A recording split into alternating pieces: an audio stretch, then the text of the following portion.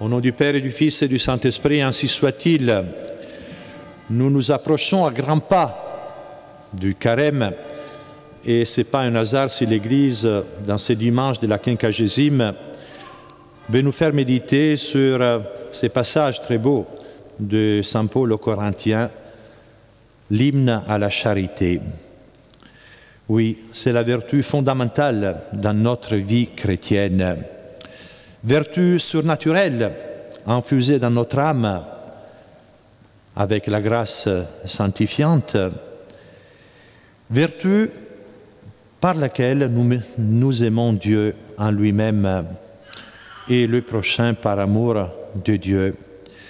Vertu qui engendre une amitié entre nous et Dieu, un amour de bienveillance qui est réciproque. Dieu nous aime, il veut notre bien, sur terre et surtout au ciel. Et par la foi, nous pouvons le connaître. Et cette connaissance nous pousse à l'aimer comme on aime un père, un ami. Et cette vertu de charité est tellement liée à la grâce sanctifiante qu'un péché grave contre la charité nous fait perdre la vie surnaturelle et donne la mort à notre âme. Et la récompense à la fin au ciel sera proportionnée au degré de charité que nous aurons au moment de notre mort. D'où l'importance d'augmenter cette vertu. Et elle peut augmenter justement en posant des actes de charité, puisque c'est une vertu infuse. Ces actes de charité que nous posons, des actes d'amour de Dieu, d'amour du prochain, nous méritent une augmentation de cette vertu surnaturelle, vertu qui sera opérée en nous par Dieu lors d'un acte de charité plus fervent. Mais ces actes d'amour de Dieu que nous pouvons poser, même continuellement dans la journée par des petites éjaculations, c'est si facile de dire « Mon Dieu, je vous aime », nous méritent une augmentation de la charité. Et plus cette vie de la grâce augmente en nous, plus la charité augmente en nous, plus elle s'enracine dans l'âme, comme un arbre qui pousse ses racines profondément dans le sol. Et il devient beaucoup plus difficile de l'arracher. Une âme qui vit de la grâce, qui vit dans l'amour de Dieu, ne peut pas commettre un péché mortel comme ça, du jour au lendemain, si facilement. Car commettre un péché mortel, ça veut dire détourner sa volonté de Dieu pour l'attacher aux créatures, à un bien créé. Je dis ça pour beaucoup d'âmes pieuses qui souvent sont troublées parce qu'elles ont eu de mauvaises pensées, elles ont un doute.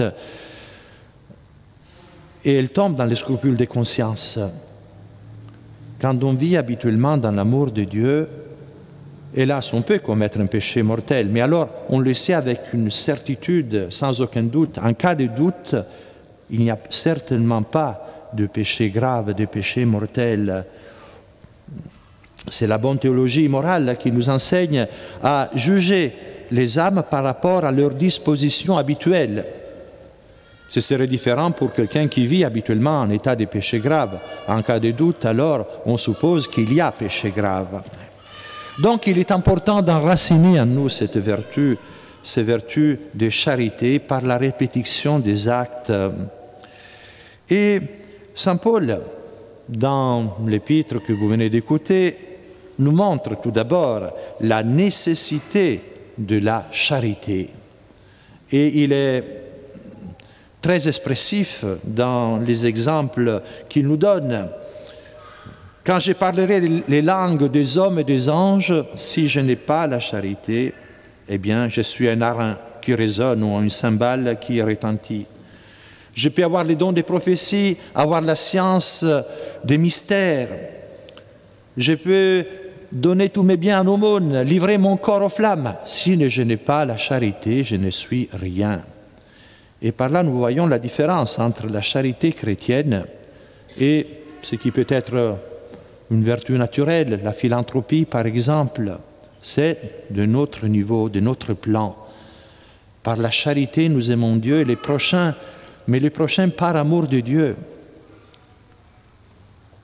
Et ensuite, Saint Paul nous décrit la charité. pour nous inviter à la pratiquer. Il nous dit que la charité est patiente et il nous dit que la charité est bénigne. On peut traduire cela d'une façon différente. En latin, caritas benigna est. On peut dire la charité est bonne et serviable, mais ce mot, je crois, existe en français, la bénignité, qui inclut des concepts profonds sur lesquels il est bon de méditer. La bénignité, c'est cette volonté de traiter, de juger les prochains avec indulgence, avec bonté. On veut le bien, on pense le bien et on agit pour le bien du prochain. C'est une qualité qui décrit profondément la vertu de charité sur laquelle je voudrais m'arrêter quelques instants. Et ces concepts de la bénignité incluent l'amabilité, la mansuétude, la douceur. Et bien sûr, il n'y a pas d'autre modèle que notre Seigneur Jésus-Christ pour nous aider à comprendre ce que c'est que cette vertu dans cette caractéristique particulière qui est la bénignité, notre divin modèle. Saint Alphonse de Liguori, lui, il nous dit que l'esprit de douceur est l'esprit propre de Dieu. Ainsi, donc, l'âme qui aime Dieu aime aussi tous ceux qui sont aimés de Dieu, c'est-à-dire tous les hommes, par amour de Dieu. Et Jésus, dans l'Évangile, a pu nous dire « Apprenez de moi qui suis doux et humble de cœur ». Lui, notre modèle.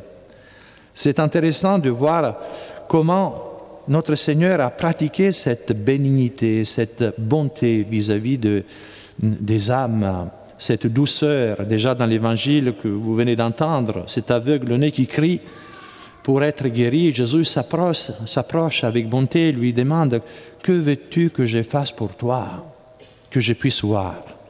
Eh bien, je te le dis, vois. Et Jésus réalise ces miracles. Il se penche sur la misère. Nous voyons aussi cette douceur face aux pécheurs. Pensez à l'épisode de la femme adultère qu'on amène vers lui, surprise en flagrant délit d'adultère. La peine, c'était la lapidation. Et Jésus sauve cette âme par cette parole célèbre, celui qui parmi vous est sans péché, qui lance la première pierre. Et après, en s'adressant à cette âme, à cette femme pécheresse, il lui dit « Personne n'est à condamner, personne, Seigneur. Moi non plus, je ne te condamne. Va, mais ne pêche plus. » La véritable miséricorde qui se penche sur la misère, mais pour la guérir, pour la soulever, pour tirer cette misère de la boue dans laquelle elle se trouve.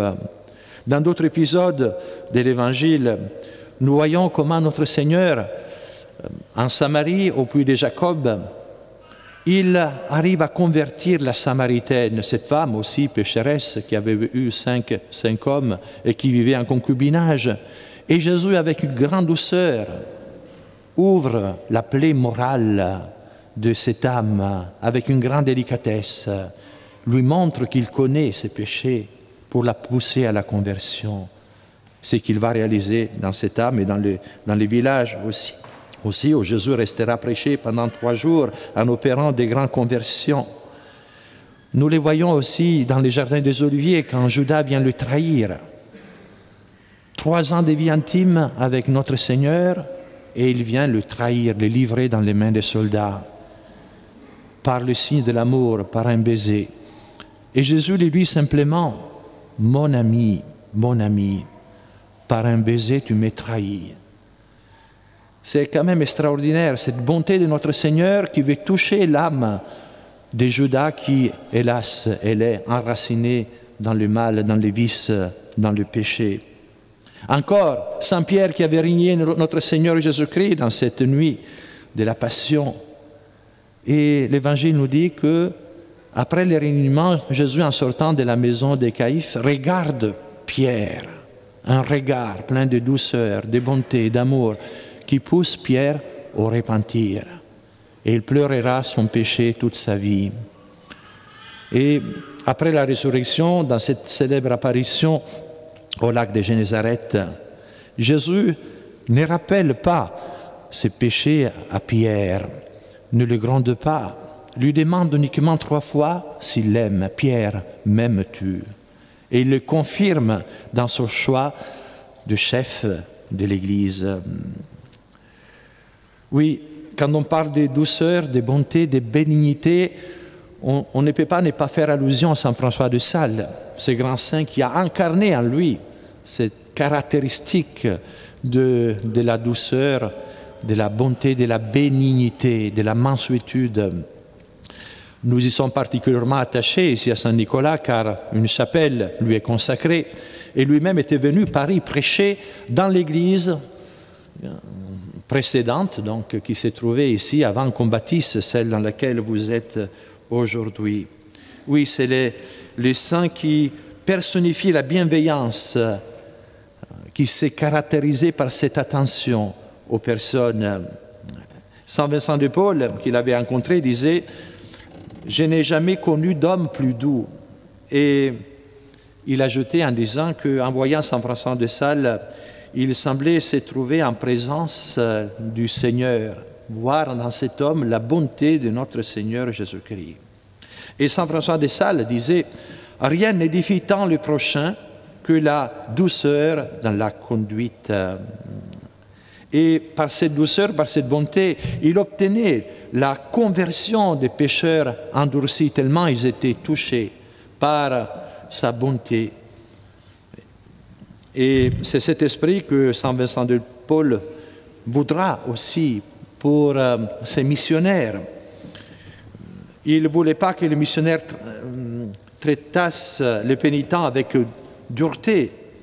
Et il leur disait que le démon se sert de la rigueur de quelques ecclésiastiques pour perdre les âmes. Pour perdre les âmes.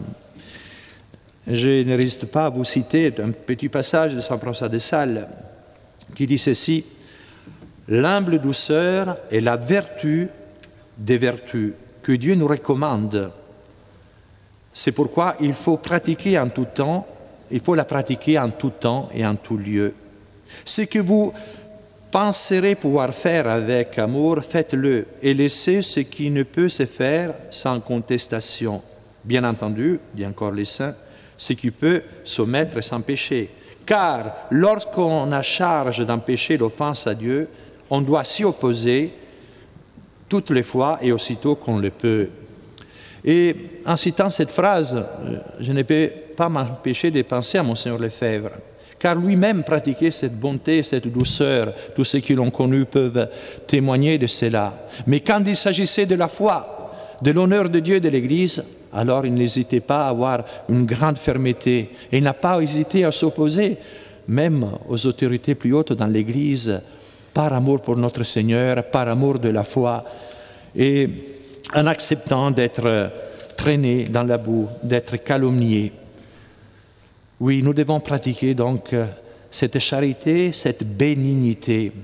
Et cela, il faut la pratiquer en tout lieu, en tout temps, dit Saint François de Sales, même et surtout dans les épreuves, dans les difficultés, dans les contrariétés. Savoir, en ces moments-là, garder la paix du cœur, s'abandonner à Dieu, ne pas se plaindre, garder le sourire dans la croix. Voici que cela dénote d'une grande vertu. Saint Bernard nous dit qu'il y en a qui sont affables et doux dans le temps ordinaire, mais dès qu'ils sont dans l'épreuve, voilà, c'est des volcans qui éruptent et on peut apercevoir les fonds de leur caractère. Nous avons tous des efforts à faire sur cela, surtout lutter contre la colère, cette passion qui peut faire tellement de dégâts autour de nous. Ces zèles amers dont parle l'apôtre Saint Jacques, si nous nous sentons émus, dit Saint Alphonse, il vaut mieux se taire plutôt que de prononcer des paroles qui normalement vont dépasser notre pensée, qui peuvent faire beaucoup de mal. Et alors, si on a eu la faiblesse de se mettre en colère, car nous sommes des pauvres hommes, eh bien, alors que le soleil ne se couche pas sur notre colère, comme dit Saint Paul. Et cela est très important, surtout dans la vie conjugale, entre époux. Savoir se pardonner mutuellement, ne pas faire la tête, savoir avoir l'humilité de faire le premier pas pour revenir vers l'autre. Et encore, un aspect important de cette vertu, c'est que lorsque nous avons commis une faute, là, il ne faut pas se mettre en colère contre soi-même, s'irriter contre soi. Cela dénote encore de l'orgueil, car on se croyait parvenu à un certain niveau peut-être de sainteté, on ne se sentait pas capable de tomber si bas. Eh bien, il faut avoir l'humilité de connaître, reconnaître notre faiblesse et revenir tout de suite vers Dieu, non pas dans l'agitation, mais dans le calme, dans la paix, en confiance sur la miséricorde de Dieu. Sainte Thérèse d'Avila disait que toute humilité qui porte le trouble dans l'âme ne vient point de Dieu, mais du démon. Et Saint Louis de Gonzague disait aussi que le démon pêche dans l'eau trouble, donc jamais se troubler. Nous sommes des pauvres pécheurs, nous pouvons commettre hélas aussi des péchés graves, alors s'humilier, faire un acte de contrition le plus parfait possible avec le propos de nous approcher du sacrement de pénitence, revenir vers Dieu avec confiance. Alors, demandons à la Vierge Marie la grâce de pratiquer cette vertu, de prendre des résolutions concrètes pendant les carêmes qui va bientôt commencer. Elle qui a pratiqué cette vertu de bénignité, de douceur, d'humilité, bien sûr. Nous les voyons, par exemple, à l'occasion du retrouvement de l'enfant Jésus au temple, après 3 jours de recherche, dans la plus grande angoisse, dans la plus grande douleur. Cette question que la Sainte Vierge pose à l'enfant Jésus, qui est son Dieu, plein de souffrances, mais aussi de douceur. Mon fils, pourquoi vous nous avez fait cela? Votre Père et moi, dans la plus grande angoisse, nous vous cherchions. Et Jésus, donc, pourquoi me cherchez-vous? Vous ne saviez pas que je dois être aux affaires de mon Père. La Sainte Vierge manifeste cette dignité, cette bénignité aussi au pied de la croix. Stabat Mater Dolorosa, elle était debout, la mère de douleur auprès de la croix. Elle offrait les sacrifices de son Fils pour nous. Elle priait pour les bourreaux de son Fils et pour nous qui avons été la cause par nos péchés de la mort de notre Seigneur Jésus-Christ. Elle exerce déjà son rôle de co-rédemptrice par son exemple. Elle obtient, on peut le penser, la conversion du bon larron crucifié à la droite de notre Seigneur. La mère des miséricordes, le refuge des pécheurs. Prions-la pour qu'elle nous donne la grâce de pratiquer toujours davantage cette vertu de charité dans tous ses aspects, surtout dans cet aspect de bénignité, pour grandir dans l'amour de Dieu du prochain et pouvoir un jour parvenir, bien sûr, à la récompense éternelle du ciel. Ainsi soit-il.